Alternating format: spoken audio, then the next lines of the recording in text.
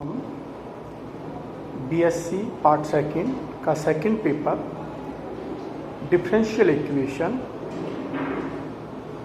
एवं partial differential equation है, उसको प्रारंभ करने जा रहे हैं। सबसे पहले हम अवकल समीकरण को परिभाषित करते हैं। अवकल समीकरण वे समीकरण जिनमें स्वतंत्र,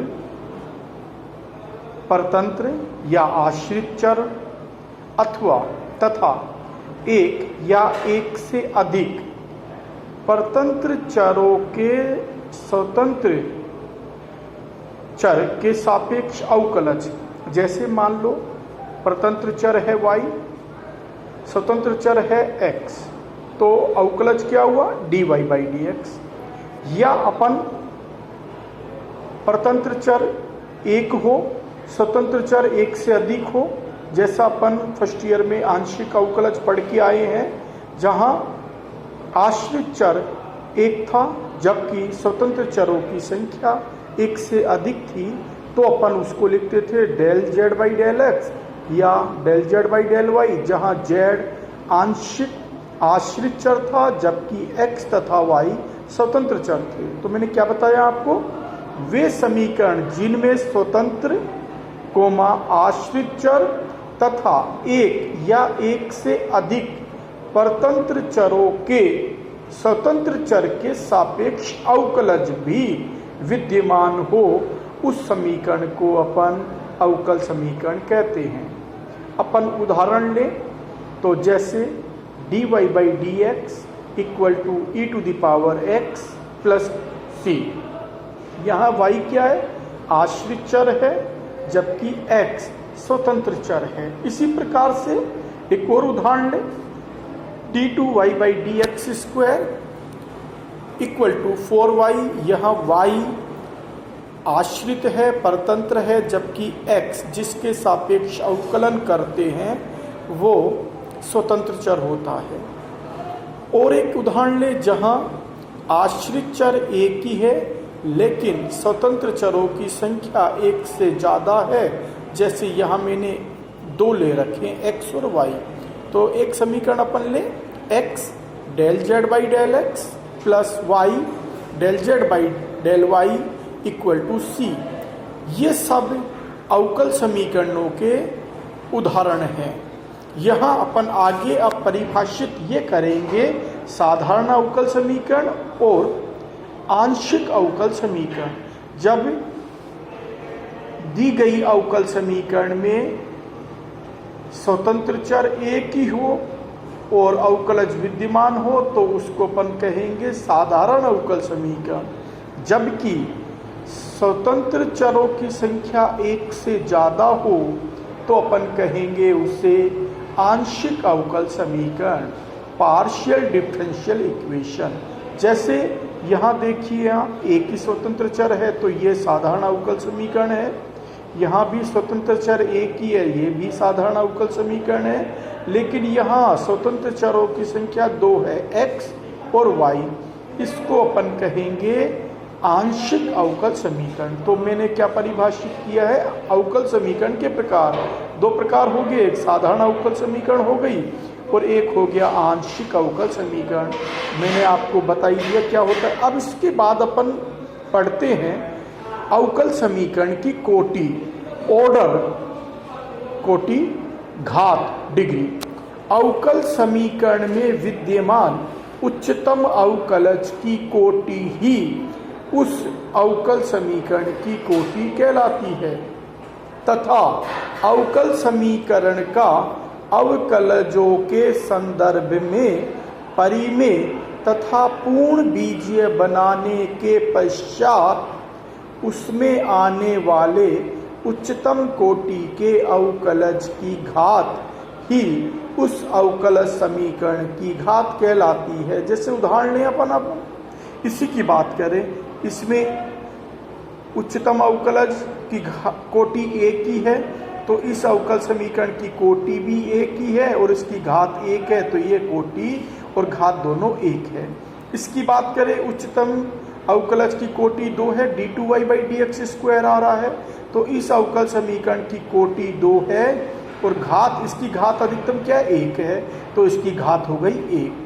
ये आंशिक अवकलज समीकरण, इसकी कोटि भी 1 ही है और इसकी घात भी 1 ही है। और मैं उदाहरण लेता हूँ कि निम्न अवकल समीकरणों की कोटि व घात ज्ञात कीजिए। ये एक अवकल समीकरण लिया मैंने, x dy/dx का whole square plus y dy/dx minus 3y equal to 0। अब इसमें उच्चतम अवकलज क्या है, dy/dx है, तो इसकी कोटि हो गई 1। लेकिन इस उच्चतम अवकलज की घात क्या है 2, तो इसकी कोटि हो गई 1, इसकी घात हो गई 2। इसी प्रकार एक और उदाहरण लें अपन, ये y d2y/dx² plus x² dy/dx plus 2y equal to e⁻x plus sine x। अब इसमें उच्चतम, इस अवकल समीकरण में उच्चतम अवकलज की कोटि कितनी है 2 है, तो इसकी कोटि हो गई 2। और इस उच्चतम अवकलज की कोटि, जो ये उच्चतम अवकलज है, इसकी घात क्या है 1, तो इसकी कोटि तो हो गई 2 और इसकी घात हो गई 1। एक और उदाहरण लेते हैं, d2y/dx² प्लस ब्रैकेट में 1 प्लस dy/dx का होल स्क्वायर की घात 3/2।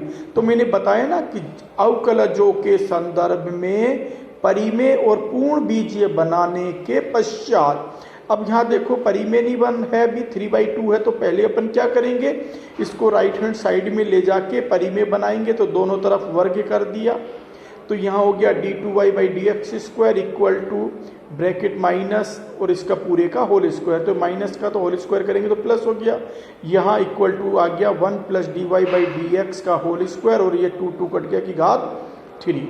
अब अपन देखते हैं इसमें उच्चतम अवकलज की कोटि क्या है, d2y/dx² 2 है, कोटि 2 हो गई, और इसकी घात, उच्चतम अवकलज की घात क्या है 2 है, तो इसकी कोटि भी 2 है और इसकी घात भी 2 है। तो ये जो आपकी फर्स्ट एक्सरसाइज है, इसमें आपको केवल वो उदाहरण और क्वेश्चंस करने हैं जिसमें केवल हमें अवकल समीकरण की कोटि और घात ज्ञात करने हैं।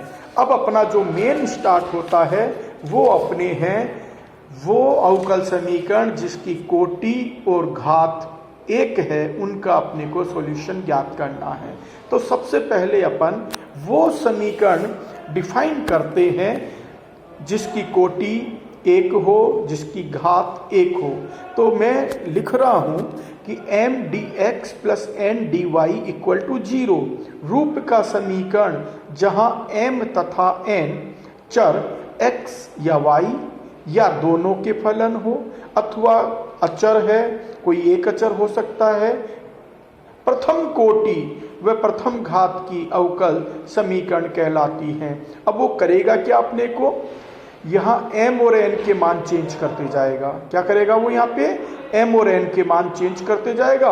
अलग अलग तरीके से अपन सॉल्यूशन आएंगे। जैसे जो सेकंड ए एक्सरसाइज है उसमें अपने को इस प्रकार के समीकरण दिए हुए होंगे जिसमें हम चरों को पृथक कर देंगे, यानी m dx के साथ x के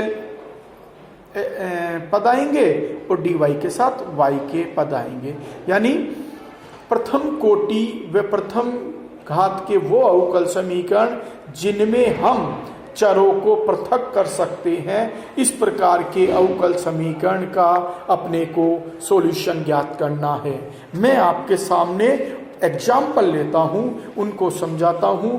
जो क्वेश्चन अपने से नहीं होंगे, जो एक्सरसाइज के क्वेश्चंस आप लोगों से नहीं होंगे, वो अपनी जब भी राज्य सरकार के तथा केंद्र सरकार के निर्देशानुसार जब कोविड-19 के कारण अपने को गाइडेंस निर्देश मिलेंगे, जब अपनी कक्षाएं जिस प्रकार से भी फिजिकल रूप में लगेंगी, उस समय आप जो जो क्वेश्चंस आपसे नहीं हो पा रहे हैं उनको अभी आप टिक कर लेना, और वो अपन जब अपन फिजिकल अपनी क्लास लगेगी तब अपन उनका सॉल्यूशन में आपको बताऊंगा। अभी अपने को जो क्वेश्चंस अपने से एक्सरसाइज के हो जाते हैं, जो उदाहरण हो जाते हैं, वो अपने को करने हैं, और बाकी के जितने भी प्रॉब्लम्स हैं वो अपन जब आमने सामने बैठेंगे तब अपन उसको पढ़ेंगे, उनका अध्ययन करेंगे, आपकी प्रॉब्लम मैं सॉल्व करूंगा। तो सबसे पहले छोटे छोटे उदाहरण अपन लेते हैं। सॉल्यूशन ज्ञात करना है। 1 plus x square d y equal to 1 plus Y square d x. वही देखिए ना आप, एम डी एक्स यानी एम क्या दे रखा है, 1 प्लस वाई स्क्वायर दे रखा है। एन डी वाई, एन क्या दे रखा है, कैपिटल एन क्या दे रखा है, 1 प्लस एक्स स्क्वायर दे रखा है। अपन चरों को अलग अलग कर लें, यानी 1 plus x square into 1 plus Y square का भाग दें तो यहाँ आ जाएगा डी वाई अपॉन, ये आ जाएगा 1 प्लस वाई स्क्वायर, और D X upon 1 plus x square आ गया। ठीक है ना, अलग अलग कर लिए, यानी डी एक्स के साथ एक्स रखा है और डी वाई के साथ वाई रखा है। इसको अपना उद्देश्य क्या होता है, अपने को सॉल्यूशन ज्ञात करना है। सॉल्यूशन मतलब डी हट जाना चाहिए, अवकलज हट जाना चाहिए, एक्स और वाई में संबंध प्राप्त हो जाना चाहिए, वो अपने को ज्ञात करना है। जितने भी सवाल हैं तो दोनों पक्षों का समाकलन करें तो ये अपने को पता है tan इनवर्स y है, इसका इंटीग्रेशन, इसका dx upon 1 plus x square है tan इनवर्स x। चूंकि यहाँ भी tan इनवर्स है, यहाँ भी tan इनवर्स है, तो जो समाकलन स्थिरांक है वो भी मैंने tan इनवर्स के रूप में लिखा है, tan इनवर्स c। इसको मैं इधर लेके आ गया, ये से कैसे, अब tan inverse x minus tan inverse y का फॉर्मूला अपने को पता ही है, tan inverse y minus x upon 1 plus y x, tan inverse c। दोनों तरफ से tan इनवर्स हटा दें तो y minus x upon 1 plus y x equal to c। इसको भी इधर गुणा कर दिया, यही अपना आंसर है, यही दी गई समीकरण का हल है। एक और उदाहरण लेते हैं। सॉल्यूशन ज्ञात करना है, e to the power y plus 1 cos x dx plus e to the power y sin x dy। अब अपने को dx के साथ x रखने हैं, dy के साथ y रखने हैं, तो अपन e to the power y इसका भाग दे देना, अलग अलग कर लेते हैं चरों को। तो चरों को पृथक करने के लिए अपन ने क्या किया, e to the power y plus 1 का भाग दे दिया और sin x का भाग दे दिया। तो यहाँ हो गया cos x upon sin x dx, यहाँ हो गया e to the power y, और उधर लेके चले गए माइनस हो गया, उधर लेके जाएंगे तो e to the power y upon e to the power y plus 1 dy। अब समीकरण को सॉल्यूशन करें तो देखो इसका डिफरेंशिएशन ऊपर है, sin x का डिफरेंशिएशन ऊपर है, यानी अपने पास ये वाली फॉर्म बन रही है कि f dash x upon F x D x.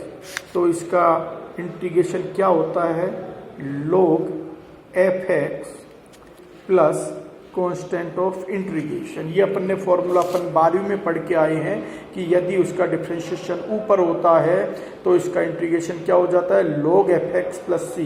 तो वो की वही चीज यहाँ पे है, देखिए आप, इसका डिफरेंशिएशन ऊपर है, साइन एक्स का कोज एक्स डिफरेंशिएशन, और इसका e to the power y plus 1 का डिफरेंशिएशन ये। तो ये सीधा ऐसा हो जाएगा log साइन एक्स माइनस ऐसा का ऐसा log e to the power y plus 1, और ये समाकलन स्थिरांक log c। चूंकि ये सब log में है इसलिए अपन ने log लिखा है, इसको अपन इधर लेके आगे तो log sine x plus log e to the power y plus 1 equal to log c, log m plus log n का फॉर्मूला log mn हो जाता है, तो log sine x into e to the power y plus 1 equal to log c। दोनों तरफ से log हटा दिया तो अभिष्ट हल हो गया sine x e to the power y plus 1 equal to c, यही अभिष्ट हल है। और एक उदाहरण लेते हैं, हल ज्ञात करना है, dy by D X equal to E to the power x minus Y plus x square E to the power minus Y, E to the power minus Y इन दोनों में से कॉमन आ रहा है, इस dx को इधर गुणा कर रहा हूँ और e to the power minus y को इधर गुणा कर रहे हैं। तो दी गई समीकरण को दोनों पक्षों को e to the power y से गुणा कर रहे हैं, तो आ जाएगा e to the power y dy equal to e to the power x plus x square dx को इधर गुणा कर दिया तो चर पृथक हो गए e to the power y dy plus e to the power x plus x square dx। इसका इंटीग्रेट दोनों तरफ से समाकलन कर दिया, e to the power y का integration e to the power y, e to the power x का e to the power x, X square का X cube upon 3 plus constant of integration c। यही इसका अभिष्ट हल है। Example 4 लेते हैं। 3 e to the power x tangent y dx plus 1 minus e to the power x sec square y dy। चरों को पृथक करें तो यहाँ टेंजेंट y और 1 minus e to the power x का भाग दे दें तो यहाँ हो जाएगा 3 e to the power x upon 1 minus e to the power x dx plus sec square y upon tangent y dy। चरों को पृथक कर लिया, इसका डिफरेंशिएशन ऊपर है तो माइनस आ जाएगा, लेकिन तो ये 3 ये आ गया, इंटीग्रेशन कर दिया, integration e to the power x minus e to the power x upon 1 minus e to the power x dx plus integration sec square y upon tangent y dy equal to 0। इसका differentiation ऊपर है, केवल minus आगे आ जाएगा, इसका differentiation ऊपर है तो जो ऊपर फॉर्मूला बताया है -3 log 1 minus e to the power x plus log tangent y equal to log c। log c क्यों लगा है? समाकलन स्थिरांक, क्योंकि ये सब log में है इसलिए। तो ये हो गया log, माइनस पावर लग जाएगी log mn, m की घात n क्या होता है, n घात आगे आ जाती है तो ये इसकी घात लग गई log 1 minus e to the power x minus power 3 plus log tangent y equal to log c। log m into n के फॉर्मूले से log tangent y into 1 minus e to the power x की घात -3 equal to log c। दोनों तरफ से log हटा दिया, ये आ गया टेंजेंट ये, और अगले स्टेप में इसको इधर गुणा कर दिया। इसी प्रकार से इस एक्सरसाइज के जितने भी एग्जाम्पल हैं वो आपको करने हैं। कुल इसमें एग्जाम्पल अपने को दे रखे हैं, 8वां एग्जाम्पल इम्पोर्टेंट है इसका।